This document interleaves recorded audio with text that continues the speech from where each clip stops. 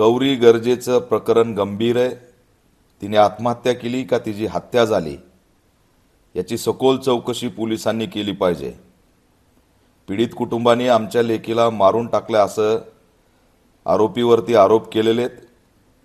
त्या अनुषंगाने त्यांच्याकडून माहिती घेऊन गृहमंत्र्यांनी तात्काळ दखल घेऊन महिला आयोगाने दखल घेऊन याच्यामध्ये SIT CID मार्फत चौकशी झाली पाहिजे.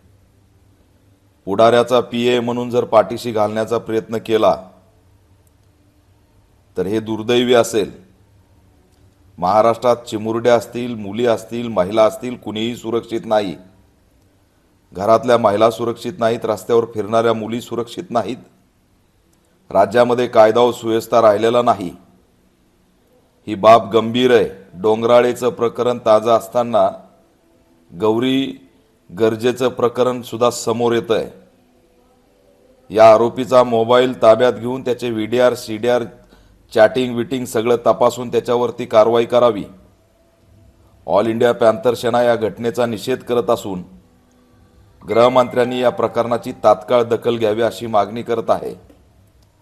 आणि खरंच राज्यामध्ये मुली बेटी सुरक्षित आहेत का याचाही विचार सरकारने करावा.